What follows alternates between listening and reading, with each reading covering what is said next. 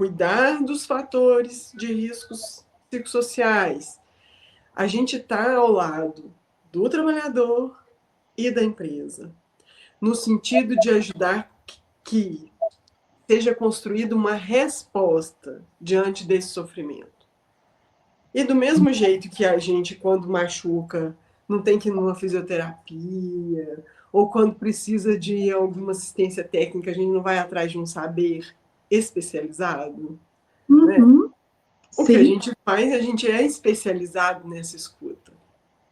E especializado em construir respostas a partir dessa escuta. Uhum. E além da gente ser capacitado, a gente gosta muito de fazer isso, né, Ana Silva? Então a gente quer muito, né? Tipo assim, a gente quer muito poder ouvir, construir isso junto, né? Porque a gente que já passou por essa experiência, a gente sabe dos efeitos, né, maravilhosos que tem assim para o lugar, né? E veja, na minha experiência, são aí 37 anos, né, na área organizacional, você falou uma coisa que é muito importante, né? Os efeitos que tem para a empresa, para o clima organizacional, né, para os resultados, quando os trabalhadores são ouvidos. E principalmente quando eles são ouvidos, e isso eu vivenciei e vivencio em várias vezes, vários momentos em várias empresas, né, que eu atendo e também que eu acompanho vocês, né, enquanto mentorados e mentoradas.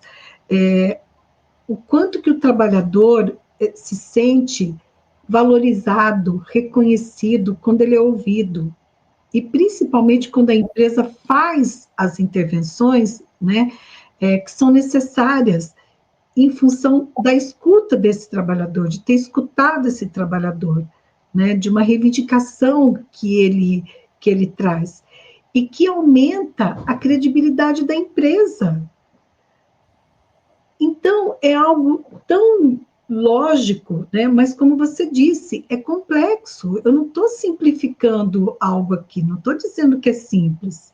É complexo. Então, por isso que quando você vai para dentro de uma organização prestar um serviço para uma empresa, e a gente tem aí um distanciamento que nos dá uma imparcialidade, entre aspas, porque a imparcialidade não existe, né, 100%, mas nos dá um distanciamento daquele ambiente, daquelas relações que estão ali, né? E aí a gente precisa ter esse comprometimento desde o nível estratégico até o nível operacional, mas principalmente do nível estratégico e tático dos líderes, dos gestores, porque se eles não comprarem esse projeto, não vai ser implantado. Por isso que, como você disse antes, né, eles tiveram tempo para implantar. Por que não implantaram? Eu acho que um dos motivos que eles não implantaram foi algo que contaram para mim, uma colega sua da mentoria contou que ouviu de um advogado, num grupo de RH, e os profissionais de RH também repetindo isso, o advogado dizia assim: ah, é mais uma lei, gente, não se preocupa não, isso não vai dar em nada, né? É mais uma lei. Aí esse mesmo advogado foi ouvir uma palestra do auditor fiscal do Ministério do Trabalho, de um dos auditores, acho que foi do Salles, se eu não me engano, e já veio com outro discurso, porque ele viu que a coisa é séria. Ele viu que o Ministério do Trabalho e Emprego não está brincando.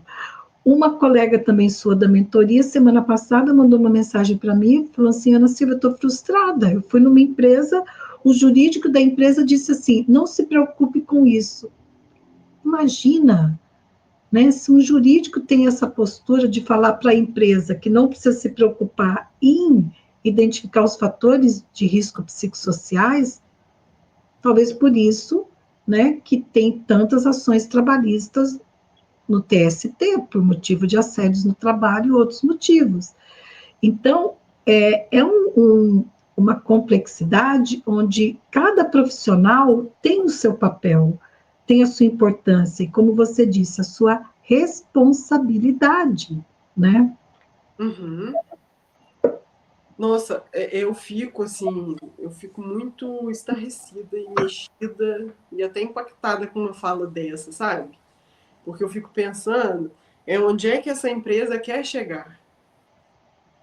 Porque são empresas que parece que estão um pouco ou muito desconectadas de todo um contexto.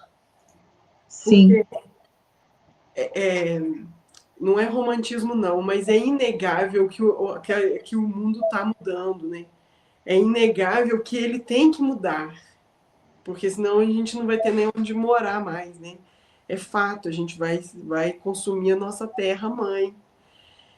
E aí são empresas desconectadas desse entorno, que ainda estão vivendo só em torno. A gente mineiro tem hora que fala assim, um pouco meio rasgado, em torno do próprio umbigo. sim, sim. E viver em torno do próprio umbigo, né, olhando para o próprio umbigo, impede de enxergar todo o mundo. Então, são empresas que ainda não perceberam que elas estão correndo risco de não se manterem no mercado, porque o mercado está mudando. Né? Não é romantismo. Né? Que é o que a gente chama de sustentabilidade da empresa, é isso, né? É. Sustentabilidade da vida, né, Uhum. dos trabalhadores, sustentabilidade do negócio. Então, vai ser efêmero, não vai ser perene. Por quê? Porque não está cuidando do principal, que é o trabalhador, que é por Uhum. meio do trabalhador, né? É Não. mesmo a IA, né, a inteligência artificial precisa de um trabalhador para poder criá-la, né? Porque ela não Uhum. se cria sozinha, né? Sim. E até uma colega nossa da mentoria, a Ana Helena, ela escreveu lá uma coisa que eu achei muito bonita, né? Que eu nunca tinha pensado por esse viés, que o trabalhador, ele é o principal investidor da sua empresa. Eu falei, gente, pior que é mesmo. Pior não, melhor, né? Ele é um investidor, ele está investindo tempo e tendo um retorno. Todo investidor, né, investe algo e recebe algo em troca, né? Então, o trabalhador, ele é um investidor da empresa. Né? A Ana Helena é ótima, ela é ótima. E ela Viu? deve estar assistindo aqui, ela deve estar nos assistindo, porque ela já Uhum. tinha mandado o recadinho quando a gente teve problema técnico antes, ela mandou um recadinho, ai, o que, que aconteceu? É isso mesmo, então e veja, imagina uma empresa poder contar com uma consultoria, com uma consultora, como você, como a Ana Helena, como tantas outras, né, que a gente conhece, que eu tenho aqui o prazer de conviver com vocês na mentoria, o quanto que a empresa vai ganhar com esse trabalho, o Uhum. quanto que a empresa vai poder prevenir, né, Uhum. tantos riscos. Você falou de riscos, né? A empresa corre risco financeiro, corre risco trabalhista, Uhum. corre risco reputacional, né, de manchar a reputação dela, corre o risco de processos quando ela não se atenta para esses fatores de risco psicossociais, quando ela não faz a gestão dos fatores de risco psicossociais. Uhum. Negar, você que é psicanalista sabe, a negação Retorna. é, Retorna de modo muito mais implacável e desastroso. é um perigo. Quer negar, nega, só que arque com as consequências, que vai ter consequências, né? Uhum. Então, é muito